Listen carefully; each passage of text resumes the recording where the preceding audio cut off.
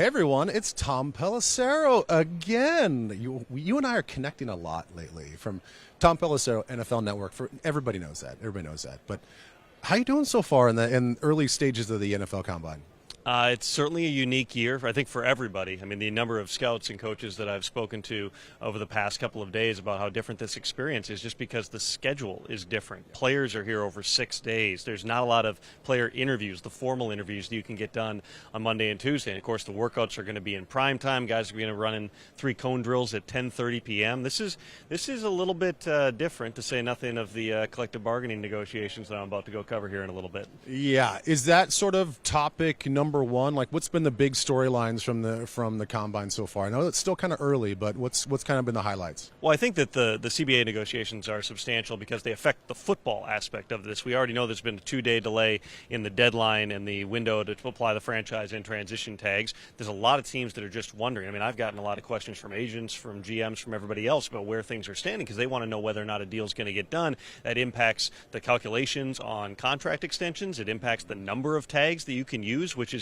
going to be big for some teams like the Cowboys and the Titans and the Bucs who have multiple candidates. In terms of the players on the field, I think the quarterbacks are always a driving storyline every year. We know that LSU's Joe Burrow said this morning he will not do anything on the field here. That is not a surprise to scouts. As one college scouting director put it toward me, the whole going to the Senior Bowl or standing next to guys, throwing next to guys, that's not what makes Joe Burrow special. Now, you talk to everybody going back to his Ohio State days about the makeup, the intangibles, the leadership, the ability to process. He's really good. He is special in those regards, but his arm talent is average. He's not going to be the one who comes out here and pops it on the field. You know what the productivity was last year. Scouts want to take some time along with coaches, really go through the LSU offense, say what were the differences here. He had a really talented team around him. They shifted to that shotgun spread offense from approach-style scheme. Is he going to be able to replicate it? Is that growth going to continue at the next level? We will get a look at some of the other top quarterbacks. Tua Tagovailoa, of course, not doing anything coming off the dislocated hip, but Justin Herbert from Oregon is going to throw here. Jordan Love from Utah State's going to throw here.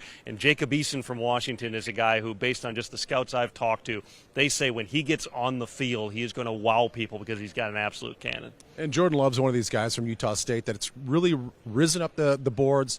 He's got to show he can throw with some accuracy because he had some interception issues last year. But the big topic so far has been hand size. I mean, Joe Burrow measures in at 9 inches on his hand, and everybody makes this big storyline about it. What's been the sentiment behind the scenes about how important that actually is? It's one small piece of a very big evaluation with Joe Burrow, but it's something we talk about every year. I mean, I remember a few years ago, and I still have certain people who remind me that I did this, but I tweeted out that people were speculating that Jared Goff had really small hands. Well, he ends up measuring in at 9 inches. That's below the ideal threshold. You generally want 9.25, but it's not like a super small hand, and, sure enough, that became a thing. He still went number one. Baker Mayfield, 9.25. He went number one. Kyler Murray, he was another one that people thought was going to have a small hand because he's a shorter guy.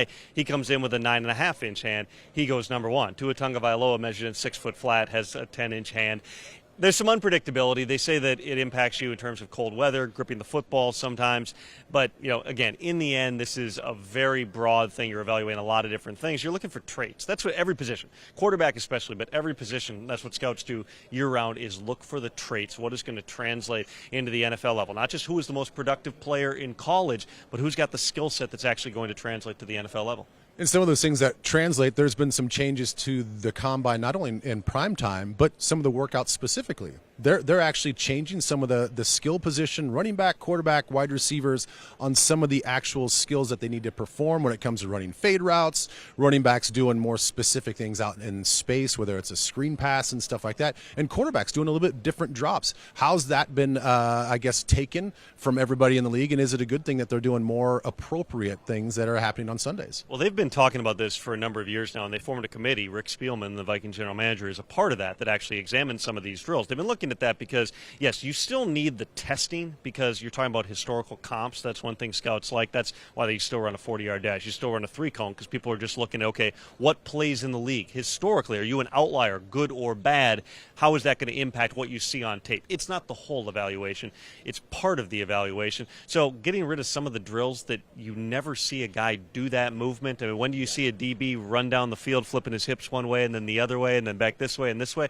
So you incorporate some of the things they'd seen at pro days through the years. So the Deuce Staley drill, which was something he had done with running backs for years, Terrell Austin drill with defensive backs that he had run for years. Just a little bit, things are more functional to get a little bit more of an actual football sense out of guys rather than doing things that, again, you would never see in a game. I don't know where you store all this information, man. You are a wealth of knowledge. Thanks so much. Glad I can keep the lights on at Vikings.com.